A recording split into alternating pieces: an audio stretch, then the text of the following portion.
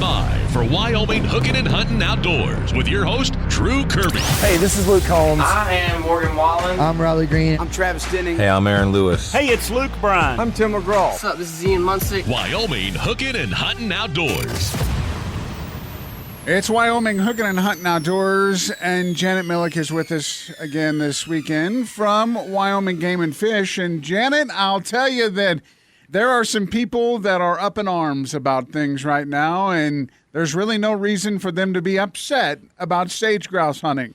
That's right. And, you know, it's kind of interesting to read the different blogs and comments and everything online, and just want to be here to reassure folks that we're here to help and hopefully not hinder too much and get the correct information out there, and encourage everyone to actually read the news release and get the accurate information before people jump to conclusions. Yeah, it's funny how people do that. They see something in a headline and think, oh, no, this is the end of sage grouse. And we're hoping this isn't the end of sage grouse, which is some of the motivation behind it, is to gather some really fantastic additional scientific data. You know, we work really hard all the time to gather information and have harvest surveys and all sorts of things. But this is a way to really identify some better data to give us, a better idea of the harvest behind sage grouse hunting. Well, and you had mentioned before that there's a chance that someday sage grouse may be listed and people, on the extinction list, and people would not be happy about that because that ruins a little bit of hunting. But if you give the information that you're asking, that helps in the future of sage grouse. And so we brought Nissa in, Nissa is the sage grouse and sagebrush biologist. So she's the one to go to when we have questions about the sage grouse. Absolutely. She is in the know, and that's why we have her here. And she's the one who's going to be getting all of this fantastic data from this new free sage grouse permit. You don't have to pay for it. It's just a new way for us to identify those that are out in the field hunting and be able to ask some pretty pointed questions. And so we're happy to have Nissa here to talk about it. Yeah, thank you guys so much for having me. I'd love to talk about the sage grouse permit. I'm talking about it a lot these days. So thanks again for having me. We tried to make it as least onerous as possible on our hunters. We discussed this for a few years before bringing it to the public and instituting this requirement. And we thought offering a free permit you could get on our website or any of our regional offices was the easy way to get at the information we need to manage this iconic species. So the only real difference is now you have to carry an extra quarter ounce of paper with you when you're out in the field, because, like your license and your safety cards and your hunter's education card, you just have to have this permit in your pack of papers so that if you're seen out in the field, that you'll have all the proper information. And you had mentioned that this is one of those things that has been in the works for a long time. What are you trying to discover or to learn about the sage grouse by implementing this permit? Yeah, and you can also display it on your mobile device. So if carrying that extra bit of paper is a little too much, you can also display a screenshot on your mobile device. So what are we trying to learn with this permit? So there is about, each year around 60,000 folks hold a valid license to hunt game birds in Wyoming, and sage grouse are a game bird. And so how we surveyed those hunters before is we would select a random sampling and then send out a harvest survey to those. And we know through that survey, only a few thousand folks are actually hunting sage grouse. So by asking, saying you've got to obtain this free permit, we can now target our sage grouse harvest survey just to the folks hunting sage grouse right after the season ends. So, we're going to get more accurate and timely information on our sage grouse harvest. That's the whole goal of this. And what's the major concern now with the sage grouse? I know that it's been one of those things that has been questioned for years and years, but is there the possibility that sage grouse could be listed? Right now our population, sage-grouse population cycle, and we're currently in an uptick. And so, we're happy. There's more birds on the landscape this year than there were last year, than there were the year before. So right now we're in a good spot. But if you look at those long-term trends, like, since the 60s or 70s and on to the present, there is a slight, downward trend overall. And so what we're really trying to do is be proactive and have good information up front. So if, something does happen, we have information to back up how we're managing the species. How does that information used for habitat, maybe not only just for the bird, but the actual areas where they're found? Just knowing where the sage grouse are on the landscape does allow us to, think about when we're doing our habitat treatments or assessing an area, if we want to do some, restoration or whatnot, we can kind of match those up with where the sage grouse are utilizing. And so while they're not directly tied together, by knowing where the birds are out in the landscape through our spring lek observations, and then also, kind of getting these wing chick to hen ratios that we get through our wings, we can kind of put all that together for a more complete picture of the population.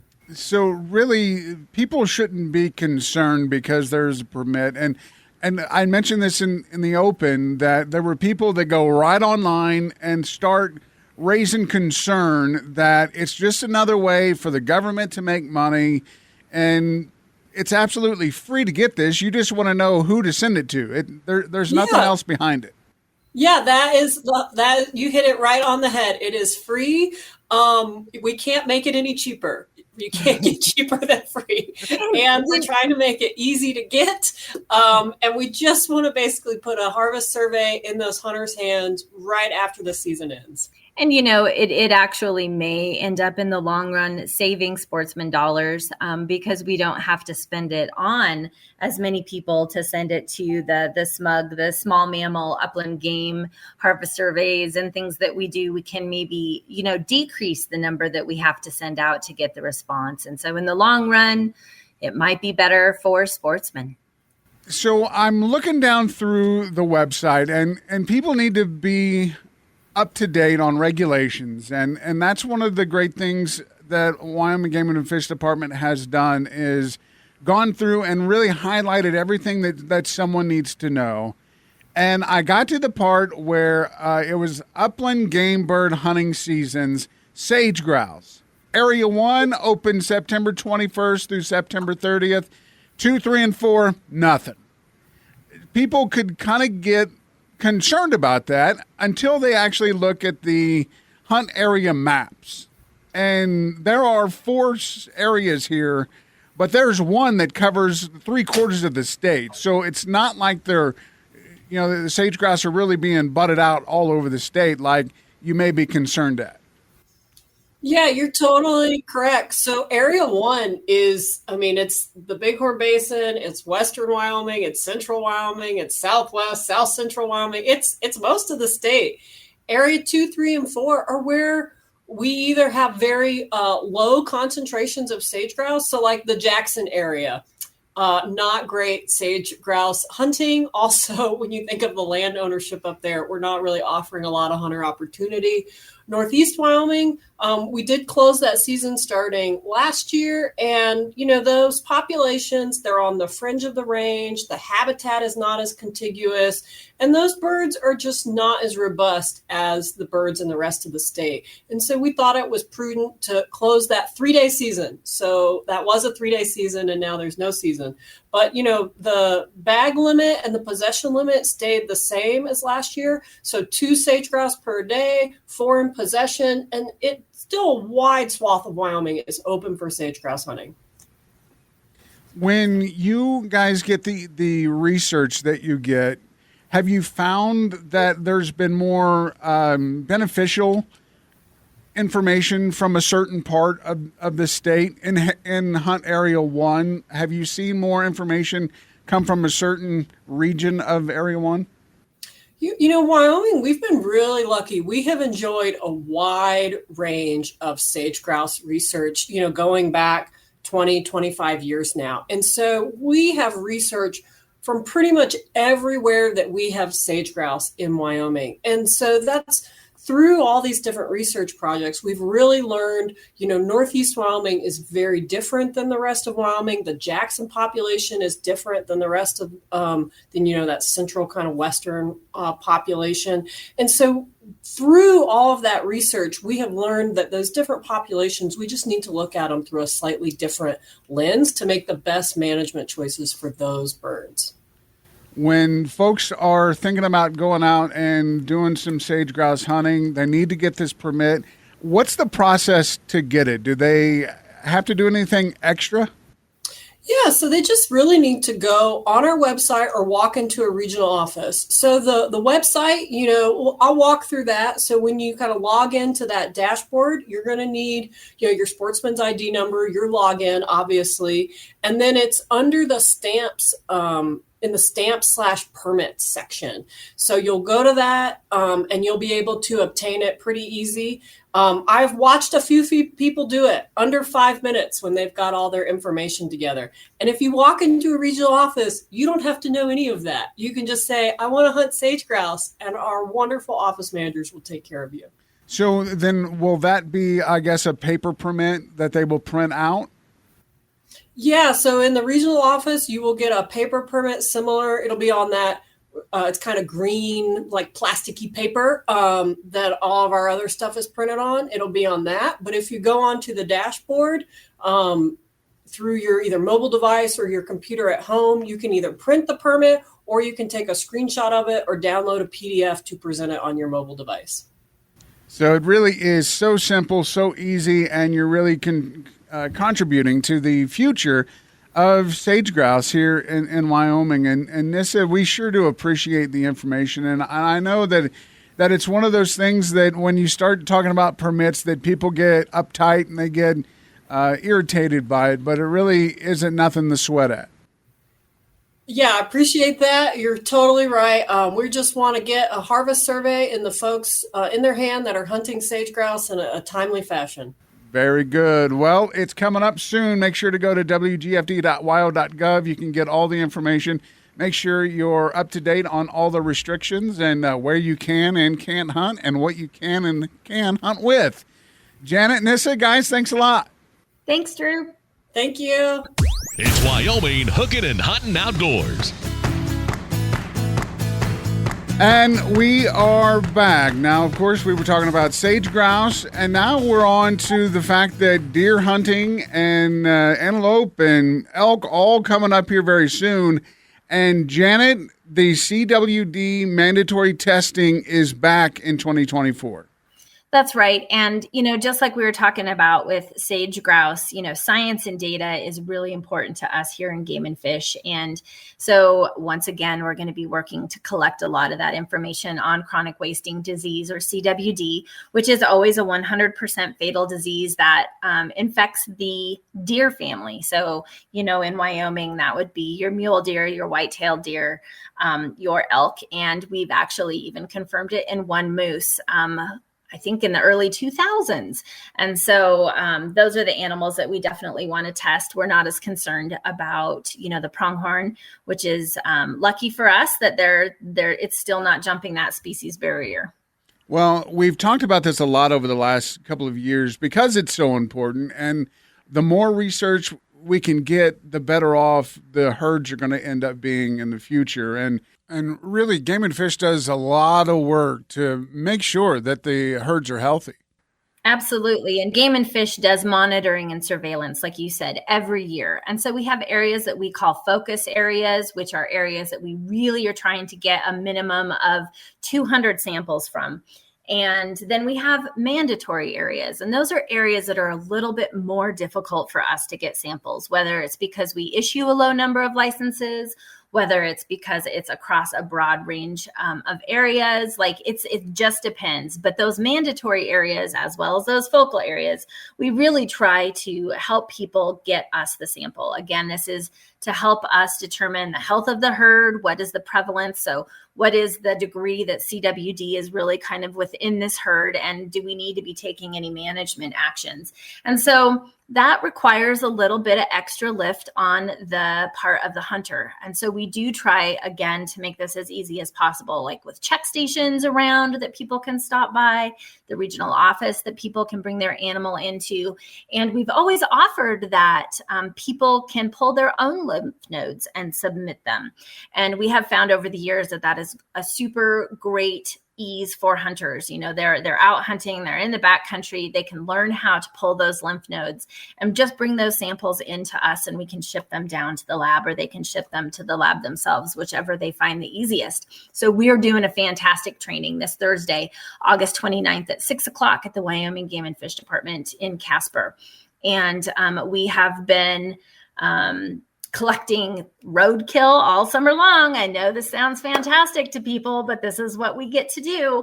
And so what we'll do is we'll have Liz Wheeler, who will be in attendance, and she is from our Wildlife Disease Health Lab out of Laramie, and Brandon Werner, who is our Casper wildlife biologist. And they're going to teach this class, and you're going to get to learn all about the disease, ask questions, and then we're going to get to actually necropsy or dissect some of the lymph nodes out.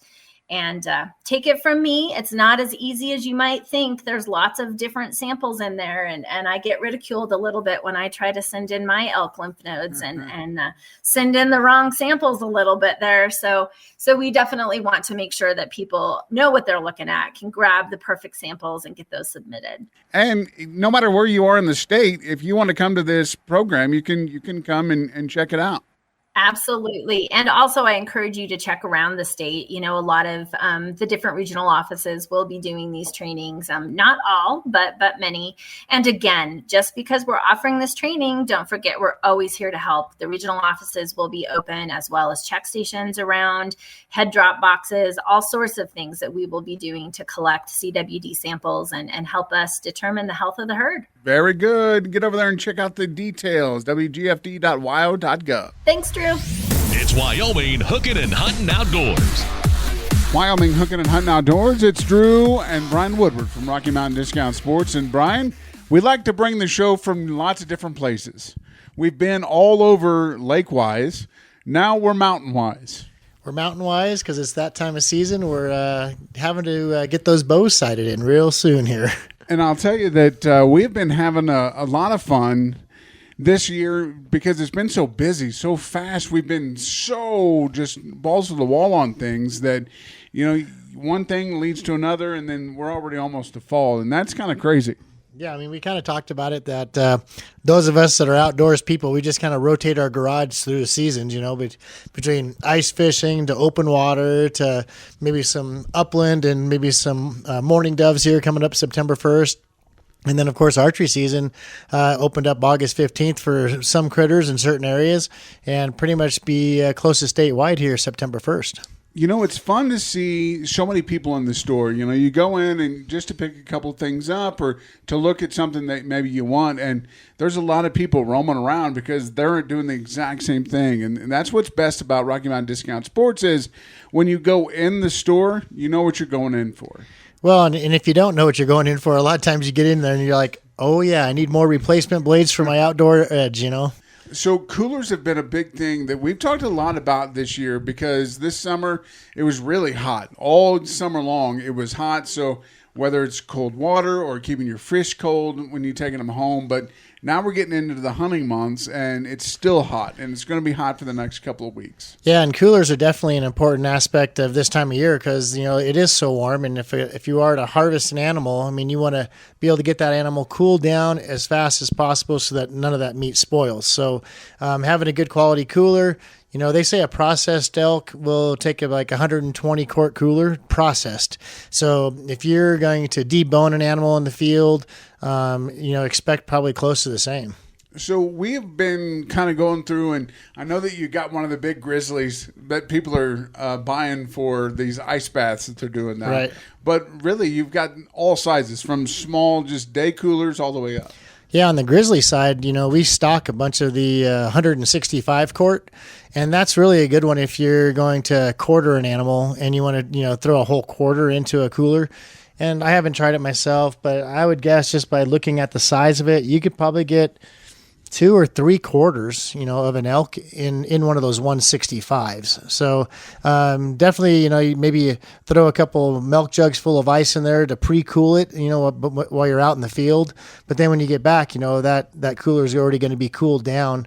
Throw the milk jugs in the back, drink the water, and have a cooler that's already somewhat cooled down. And it'll stay like that because of the technology that has become in coolers. It's so crazy to think of the old igloos or whatever, Coleman's, and then now it's like they cinch down and there's no air getting in there. Yeah, I mean the coolers, and I wanted to mention too the stainless. We had up at our fishing derby, some guys wanted to make some iced coffee, and so they made a pot of coffee the night before, and they poured it into their grizzly grippers. And they left the lid off and put it in the refrigerator so that the coffee would be cold in the morning. So that next morning, they throw some ice cubes in there and put some creamer in there, and they get out to the lake and they're like, Brian, these cups are horrible. The ice melted right away. Well, did the same program the next night and realized that the reason the ice melted is because even though that gripper was in the refrigerator all night long, the coffee was still hot. Mm-hmm. So, think about this for a second. When maybe you're going out for a 2-day hunt, or you're heading into the backcountry, and you don't want to take things to make coffee, you get some of those new technology coolers or grippers, thermoses, and man, you're good to go for a few days. Yeah, it's kind of crazy when you think about it. Taking something hot and putting it in a refrigerator, and the next morning it's still hot. Yeah, So one of the things also that we talked about a lot this year that I think is really important is people are starting maybe to eat whatever they had limit wise in their freezer and making a little space, but Traegers, grills, and all the seasonings that you guys have. I mean, you guys have a whole section just toward that. Yeah, a lot of people talk about the Blackstones, which we don't carry, but Traeger has its own flat top grill. Right. And, when you start thinking about all the different things you can do, whether you're making, fajitas or tacos or, just Philly cheese sandwiches, who knows what, but they're so versatile. And there are a lot of people that are going, boy, we've still got 10 or 15, 20 pounds of elk burger in the fridge. We got to find some ways to get rid of it to make room for the next one. And of course, those smokers are great too, because you put those on there, and in a few hours, you've got meat and food for a couple of weeks. So check it out inside Rocky Mountain Discount Sports. And if you haven't got your license for maybe birds, I mean, it's a good time to go check and make sure that you've got those ready. Make sure you got the conservation stamps and even the ORV stamps or the tags. If you haven't gone in yet and you take them out when you go bird hunting, you got to get in and check them out. Well, yeah, and we do have duck stamps in store now, so that's always a big one. If you're going to hunt any migratory birds, you got to have a duck stamp. So we do have those in the store. And then this year, people need to be aware that if they're planning on hunting sage grouse, there is a permit required. It doesn't cost you anything, but you do need to go onto the Game and Fish website. It's under licenses, under other. It took me a little bit to find that, but just like you go to apply for your licenses, you can go under that other tab, and then it's free. There's no cost to it, but Game and Fish is trying to get a good read on how many people are actually hunting sage grouse, just to find out what the angler or hunter mortality is on those. Also, if you're having problems, you can go into the Game and Fish office here in Casper. But stop in before you head out into the field. Rocky Mountain Discount Sports. It's Wyoming Hookin and Huntin Outdoors.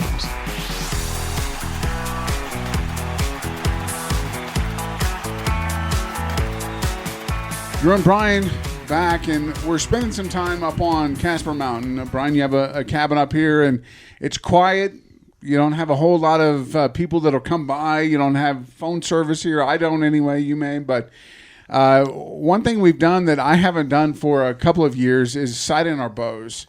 And there are people now that are heading out in the field with archery, and it's really important to get out and sight them in, because I haven't touched mine. Mine's been sitting in a storage unit, but I couldn't hit the dang target for the first few.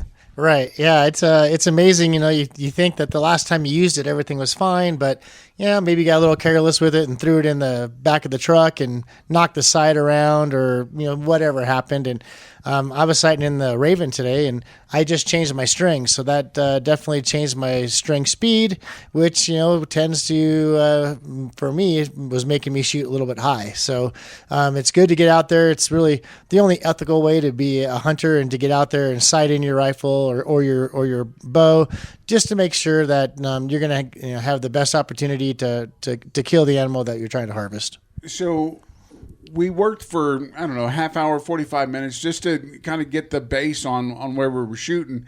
And I know you guys have techs in the store that can get everything set up, and you've got the indoor range, which is a great thing, because you probably don't lose as many arrows as we lost today.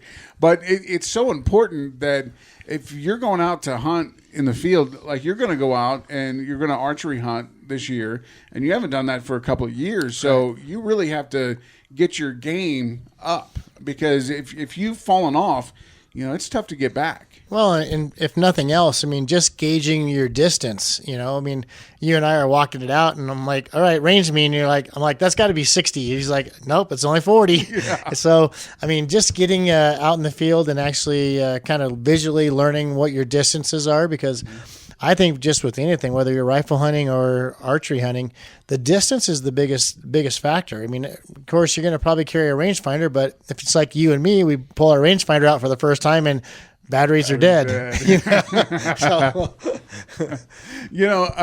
So there's a difference between hunting Midwest and hunting in the West, because here you're stalking the animal usually, and you have to get within 60 to 50, 40 yards.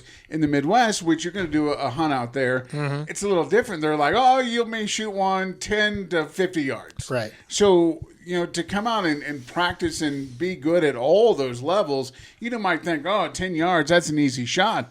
Well, it's not if you're ready for a 30-yard shot. Well, yeah, and obviously, like we were looking at your sight, and typically we tend to sight our bows in at 20, 30, 40, and go that direction, or a single pin with a slider. But you were in an area that you were hunting and shooting a lot shorter distances. So your first pin was 10 yards. So it took us a little bit to figure out, what that pin was. Well, that's 2 arrows down, by the way, before we got to to that point, to where it's kind of like, oh, that's what it is. But this time of year is so fun, and I know that there's so many people, and I know there's a lot of young hunters now that they're maybe going out hunting for the first time, and they're geared up. I remember the first time I went hunting with my dad when I was a kid. I didn't hunt until November, but by the 1st of September, I was already getting all my stuff together, Right. So now is a good time to kind of maybe take the kids out and show them what's up. Yeah, it's good just to get out in the field and stomp around a little bit, maybe do some glassing, check your equipment, just make sure things are good. And a lot of us had our families out during the summer anyways, but those critters are a little bit harder to find in the middle of the summertime. But getting out in the field and just kind of making sure your equipment's right. And you and I both have dropped quite a bit of weight over the last year, and so since the last time we put our hunting pants on, I'm down 4 pant sizes, and I'm sure you're down at least that. So, that to me has kind of been a big shocker too. Is just looking at my camo and what am I going to use early season, or do I have what I need for late season? Maybe putting some conditioner on the boots, getting those back into condition and getting those ready for the field. There's a lot that goes into it to actually have a good, comfortable, successful season. You're going out for an elk hunt, a bull elk hunt, and you're going to go back a little bit further. And, like me last year, I was just in the beginning stages, I guess, of losing a lot of weight at that point. But now, if the wind blows right, I get cold. Yeah. And if you've been to the point where you're like, I wear this, you do something like that, you're not even prepared for what you have to do. And especially if you haven't gone on a hunt like that for a long time. There's an adjustment to make every year. Well, and it always depends on what type of hunting you're going to do. You know, when you and I were out there shooting cows, you know, we're pretty much shooting, you know, pretty close to a vehicle. You know, we're driving up over a hill, look over the ridge, you know, set up and shoot. Where, you know, if you're, you know, late September, October, you know, you could be seeing multiple conditions, whether it's, you know, cold in the mornings, you know, hot in the afternoons, cold again in the evening, and you got to be able to be prepared and dress accordingly. We only really think about hunting right around Casper, but if you're one of those guys that goes upstate or you go over to the west side, they had a bad winter last year, so it's totally different. The climates in this state is so all over the road, so you got to be prepared anywhere you go, and make sure you stop in the Rocky Mountain Discount Sports. Get prepared so that you know that you're ready to go anytime that you head out into the field. It's Wyoming Hookin and Huntin Outdoors. Welcome in to Wyoming Hookin and Huntin Outdoors. My name is Drew, and you can follow along and send us any messages that you may want answered with any of our guests or Game and Fish or Brian Woodward from Rocky Mountain Discount Sports. And today, ladies, this section is for you because there are a lot of ladies that love firearms and maybe don't know where to go to shoot, or maybe you don't know much about firearms and you want to get involved. I have Tia Wallen from A Girl and a Gun, which has a chapter right here in Casper, and I appreciate you coming in and chat with us, Tia. No problem. This organization it's pretty basic from what the name is, A Girl and a Gun, where a bunch of ladies get together and shoot. Yep. We get together 2 times a month for our girls' night out is what we call it. We go out to the range and we get to do some target shooting. Sometimes we'll run some different drills to improve our skills. We work on everything from pistols and revolvers to the ladies want to. We'll bring out some rifles, some ARs, some shotguns, anything that the girls are interested in. I'm willing to give a try, and we go out and see if we like it or not. What is your background in shooting? Have you been shooting for a long time? I haven't. I grew up in a family that hunted, went hunting when I was younger once, shot a shotgun, and it hurt, and I didn't like it, so I was like, nope, no more for me. When I met my husband, his whole family, they target shoot for fun. They're big avid hunters. So he kind of introduced me to that world a little bit. When we were living in Oklahoma, we had 2 small kids, and I was looking for any excuse to get out of the house without kids. Yeah. And I happened to find a local chapter there of A Girl and a Gun, and I thought, what husband's going to complain about me going to shoot? Yeah. I mean, that's just an added bonus now, right? It is. You guys probably, as a family, enjoy doing that. Yep. Now my kids are 6 and 8, and we are just starting to get them out on the range a little bit, and they love it. And it's something we can go do together that we all enjoy, and there's not one person complaining about, I don't want to do it. If you didn't have parents that took you out shooting as a 6 or 8 year old, you know, gun safety is something very important that you guys really teach your kids, and I'm sure is some of the first things you talk about when someone new comes into your club. Yep, we always go over the basic safety rules before every meeting, making sure that everybody knows what we expect, what the rules are, just so that they're all on the same page, and we don't want anyone to feel unsafe.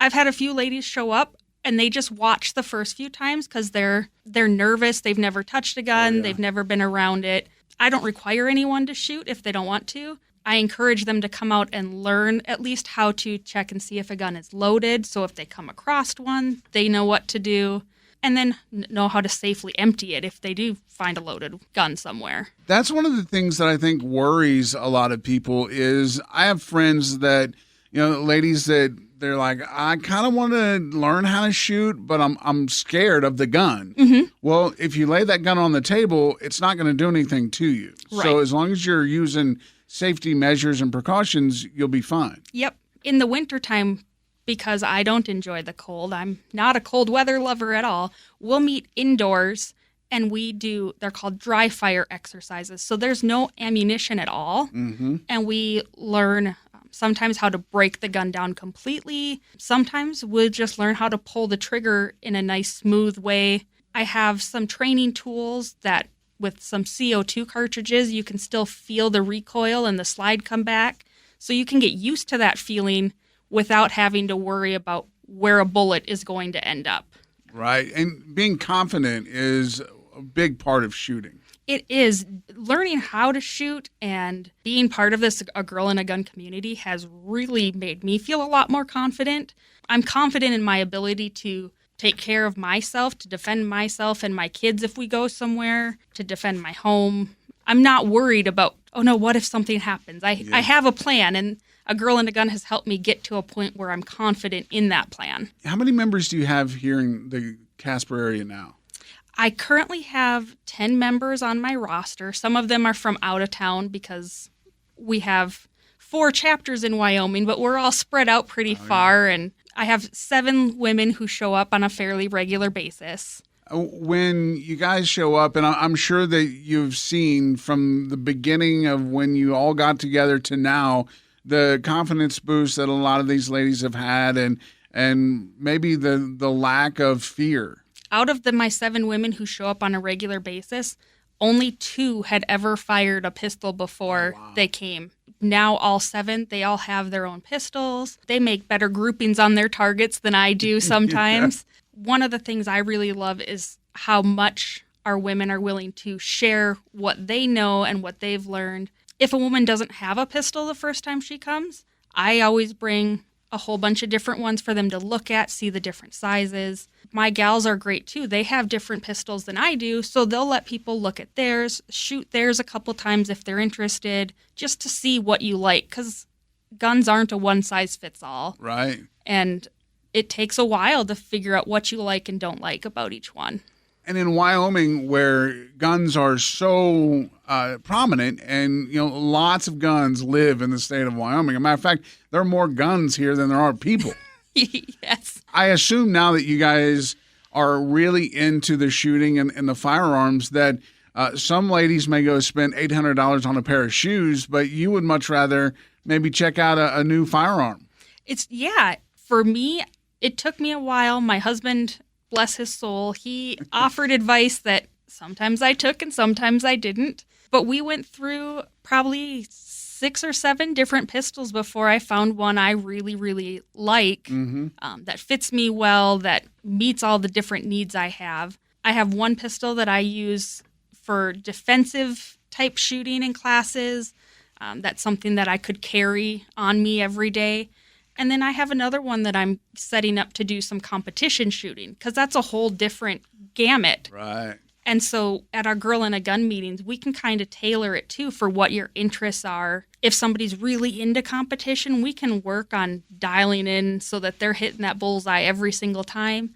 If somebody's just wanting to know how to be competent in a defensive situation, you don't have to hit the bullseye time after time. You just need to know where in a body is gonna make a difference. Even just the sport of competitive shooting for females has really grown, but the fact that people want to be safe, and 2020 I think did a lot of that, where people didn't know what was happening. And I remember the lines at gun stores being out the door because people just didn't know. But I'm sure that it really helped that women are now at the front of the line when it comes to firearms. We've grown as a population in the gun industry as female shooters. The different companies within the firearms industry, everything from the gun manufacturers all the way down to the holster companies, are recognizing things need to be done a little different when it comes to the female shooter.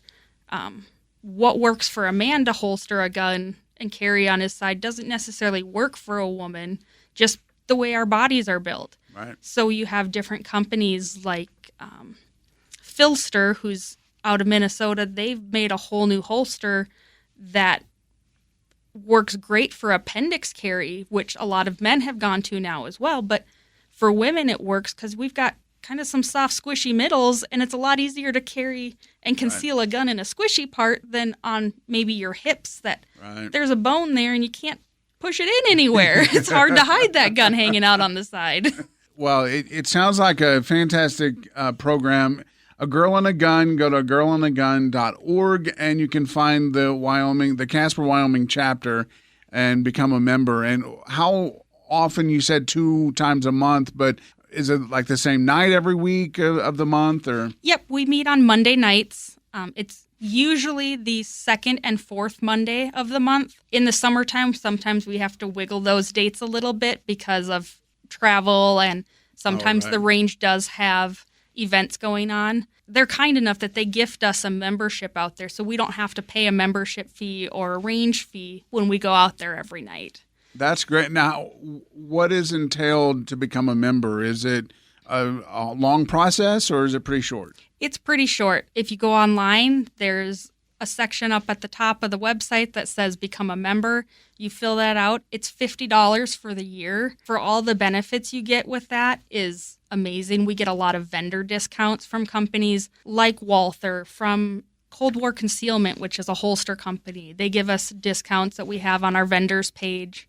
You get access to a shooting journal that's been put together by Tatiana Whitlock. She's our director of training, and she's huge for people that know the gun industry. She works with Walther, and she has put together exercises for us for every month that we go through. That's great. And it's great, and I think it's important that if you want to have a gun, to know how to use it. And this is a great way to not feel ashamed that maybe you don't know as much as someone else, because you come in and you're an equal. Yep. Sometimes when you go out on the range with men, it becomes a very competitive environment. And for women who maybe that's not their vibe, like they don't want to be competitive, they just want to be competent, and they need to be encouraged. Going out with a group of women is a whole different aspect of, because they want you to be better. So they're trying to help lift you up instead of saying, well, you hit there, but watch what I can do. Oh, yeah. I mean, there are nights we do get a little competitive. But it's just between the girls. But it's all in fun. Is there an age limit? There is not. If somebody has a young daughter that they want to come with, their membership, I believe, I would have to double check, but I think that's only $15. They just have to have an adult come with them. Okay. So as long as a parent is confident that their kid can listen to safety instructions and follow those safety rules, they are welcome to come and join us anytime. And it may be a great idea the earlier you get them involved, the more comfortable they'll be in the future. Yep. All right. It's Tia Wallen with girlandagun.org is where you can go check it out. I encourage you, if you're interested at all, to hit her up, agcasperyo@gmail.com, or you can get all the information there on the website. Tia, thank you. Thank you. Wyoming Hookin and Huntin Outdoors with Drew Kirby. If you have a question, want to make a comment, or have an idea for a show topic, message us on the My Country mobile app. Wyoming Hookin and Huntin Outdoors.